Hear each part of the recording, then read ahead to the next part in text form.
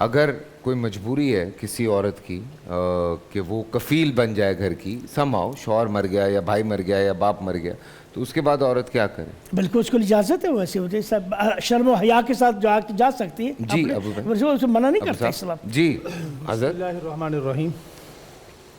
ہمارے پاکستان میں جب بھی نسوانیت کے حقوق کی بات کی جاتی ہے تو پس منظر میں ایک خاکہ سا شائع ہو جاتا ہے کہ شاید اسلام اور پاکستان اور روایت پاکستان حقوق خواتین کے مخالف اور دشمن ہیں. یہ ایک ماحول کریٹ کیا جا رہا ہے. میں آپ سے سوال کرتا ہوں کہ پورے قرآن کریم کے 30 پاروں میں کوئی ایک صورت ایسی ہے جو مردوں کے نام اور مردوں کے حقوق پر ہو؟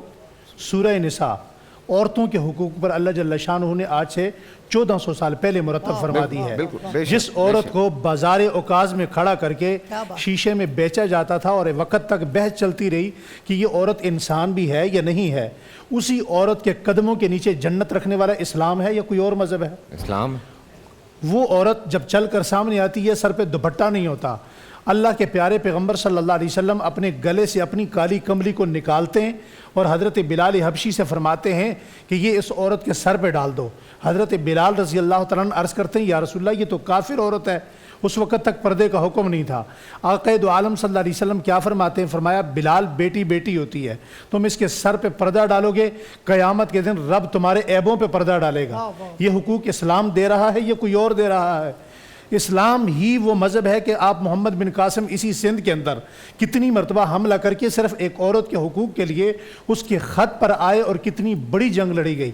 آپ اسلام کو دیکھیں کہ اسلام نے عورت کو کتنی خوبصورت عزت اور پرسنالٹی بنا کر اسے گھر کی شہزادی قرار دیا ہے.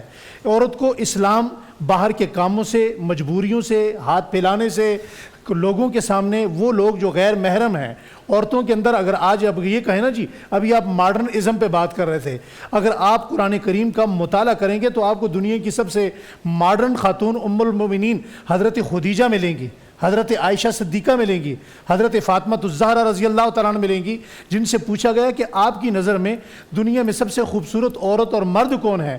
فرمایا دنیا میں سب سے خوبصورت عورت وہ ہے جس کی آنکھ نے کسی مرد کو نہ دیکھا ہو، اور جس کے سب سے خوبصورت مرد وہ ہے جس کی آنکھ نے کسی نامحرم عورت کو نہ دیکھا ہو. ہمارے ہاں جو ماحول کریٹ کیا جا رہا ہے، کیا کوئی ایسا پروگرام بھی آج تک آپ نے سنا کہ حقوق مرداں کے والے سے کوئی پروگرام کیا گیا ہو کہ مردوں کے بھی کچھ حقوق ہیں؟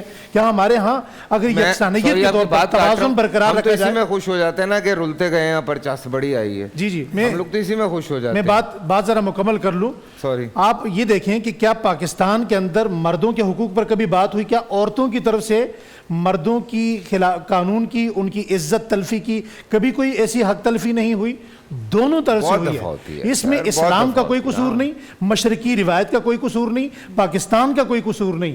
اگر آپ اسلام کو دیکھیں گے تو یہ جو آپ کو روڈوں پر مارچ کے نام سے عورتیں نظر آ رہی ہیں، یہ 100% میں سے اشاریہ 1% بھی نہیں ہے جن کا یہ نعرہ ہے. اگر وہ آزادی چاہتی ہیں تو ہمارا بحیثیت پاکستانی اور مسلمان ایک چھوٹا سا سوال ہے. وہ سوال یہ ہے کہ تم وہاں جو نعرہ لگا رہی ہو کہ مجھے چاہیے آزادی، مجھے چاہیے آزادی، کپڑوں سے تم باہر ہو چکی، تمہیں اور اس ملک میں کیا آزادی چاہیے؟ اور جن کی حقوق کی بات رہی، عورت سر وہ کسی نہ کسی کے ساتھ کوئی ایسا واقعہ ہوا ہے، میں عرض کرتا ہوں، میرے خیال سے وہاں پہ کچھ لوگ جو خواتین موجود ہیں کسی نہ کسی اسلام کے علاوہ مجھے بتائیے، آپ فلپائن آپ نے دیکھا ہوگا، آپ ان کے آئین کو پڑھیے. میں نے کافی ممالک کے سفر کیے ہیں. فلپائن کے اندر ایک بچی خود پڑھتی ہے، اسے ماں باپ پڑھاتے ہیں، وہ بڑی ہوتی ہے، وہ اپنی کمائی کرتی ہے، وہ اپنی کمائی سے اپنی شادی ارینج کرتی ہے. اسے اپنی شادی پر بھی فلپائن کے اندر آج بھی آپ ڈیٹیل میں جا کے دیکھیے، اسے اپنے شوہر کا خرچہ بھی خود کرنا پڑتا ہے. اسے پھر ساری زندگی کما کے بھی اسے کھلانا پڑتا ہے. اسلام کا اتنا شہروز فلپائن جاؤ تو سوری شہروز کو فلپائن بھیج رہا تھا میں. اچھا اتنا اسلام کا اتنا خوبصورت تصور دیکھیں کہ اس نے عورت کی جتنی ذمہ داریاں تھیں وہ ایک مرد کو دے دیں، اور پھر ساری مرد سے ذمہ داریاں دلوا کر اسے کیا کہا گیا؟ دیکھیں بیٹی پیدا ہوتی ہے، اس کا خرچہ باپ کر رہا ہے. وہ بڑی ہوتی ہے، باپ فوت ہو جائے، اس کی ذمہ داریاں کون ادا کر رہا ہے؟ بھائی ادا کر رہا ہے.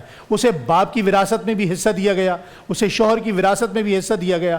پوری دنیا میں ایسا کوئی قانون دکھائیے. یہ سارے حقوق دینے کے بعد اللہ رب العالمین نے کیا فرمایا؟